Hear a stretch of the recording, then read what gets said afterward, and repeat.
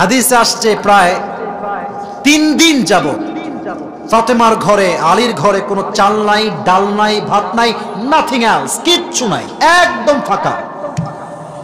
3 দিন তো দূরের কথা, আমাদের তো এক বেলা না খাইলে অভিযোগে কোনো শেষ থাকে না যুবক ভাই। ফাতেমা রাদিয়াল্লাহু তাআলা আনহার ঘরে 3 দিন কোনো খাবার নাই, দাবার নাই, কিচ্ছু নাই, but they were still patient, সবাই ধৈর্যশীল। বাট পেটের যন্ত্রণা সবচেয়ে বড় যন্ত্রণা। পেট ঠিক তো সব ঠিক, পেট ঠিক নাই তো কিচ্ছু ঠিক নাই। আলী বলছেন, ফাতেমা আমার দ্বারা আর সম্ভব নয়, যাও বাবার কাছে যাও, গিয়ে কিছু খাবার চাল ডাল নিয়ে আসো। ফাতেমা শুনেই বের হয়ে গেছে, আব্বা যান, আতিনি শাইআন, গিভ আস সাম ফুড, কিছু খাবার দেন। নবীজি বলছেন, কি হয়েছে বলো? বলছে, 3 দিন যাবত বাসায় ডাল নাই, ভাত নাই, কিচ্ছু নাই, আমাদের কিছু খাবার দেন, আমরা ক্ষুধার্ত হয়ে আছি। এবার নবীজি সুযোগ বুঝে ধৈর্যের পরীক্ষা নেওয়া শুরু করেছেন। এই এদিকে তাকান, ধৈর্যের পরীক্ষা। বলছে, ইয়া ফাতেমা, আচ্ছা তোমাকে খাবার দিব, বাট হ্যাঁ আমার কাছে 2টা অপশন আছে, আমার কাছে 5টা দোয়া আছে, 5টা বকরি আছে, তুমি কোনটা নিবা? ফাতেমা বুঝে গেছে আমাকে আমার আব্বাজান ধৈর্যের পরীক্ষা নিচ্ছেন। এবার তিনি বলছেন, আব্বাজান নো নো, আমার কোনো বকরি লাগবে না, কোনো বকরির দরকার নাই, আপনি আমাকে 5টা দোয়া শিখাই দিলেই আমি ফাতেমা খুশি মনে বাসায় ফিরে যাব। সুবহানাল্লাহ, তো জোরে হয়নি, জোরে পড়েছেন। 5টা দোয়া একটু মুখস্থ করেন। আমার মনে হয় যে আমরা যারা আছি মেবি 95% বেশি আমরা মধ্যবিত্ত পরিবারের সন্তানরা এখানে বসে আছি। দোয়াটা শেখেন, কাজে আসবে। সবাই বলেন, এটা কাশি দেন সবাই।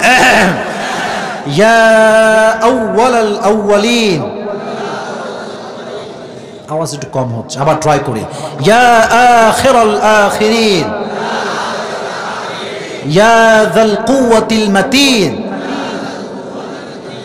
এবার 2টা শব্দের দোয়া, এটা সবার মুখস্থ, একটু জোরে বলবেন। ইয়া রাহিমাল মাসাকিন, এবার আরেকটু জোরে বলবেন, ইয়া আরহামার রাহিমিন।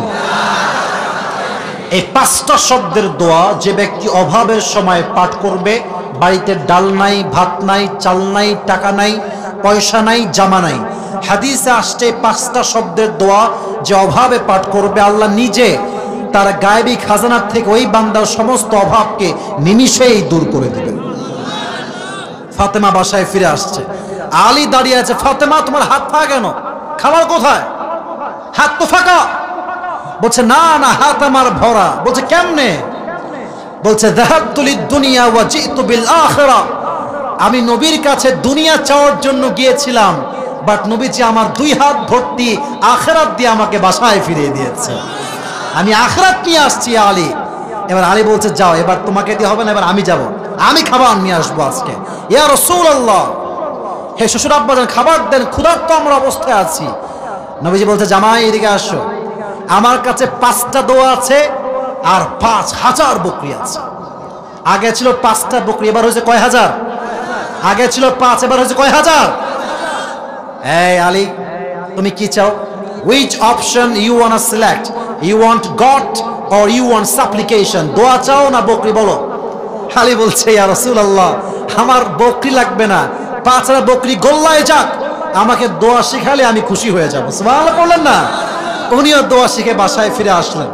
বাসায় আসার পরে হাদিসে আসছে, স্বামী এবং স্ত্রী মিলে ধৈর্যের সাথে এই 5টা শব্দের দোয়া শুরু করলেন পাঠ করা, এবং এর বিনিময় হিসেবে ধৈর্য এবং দোয়ার বিনিময়ে আল্লাহ তাআলা মাত্র কিছু সামান্য সময় ব্যবধানে তাদের ঘরের অভাব অনটন নিমিষে সব দূর করে দিলেন।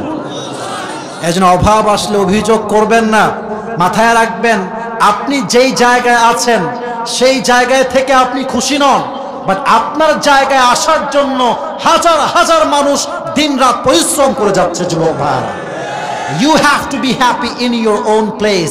নিজের জায়গায় সুখী হন, কেউ আপনার সুখ আটকাইতে পারবে না। আল্লাহ এটা নাই, ওইটা নাই, ওইটা পাইনি, এইটা পাইনি, এই অভিযোগ যে করে সে সুখী হতে পারে না, ঠিক কিনা বলো?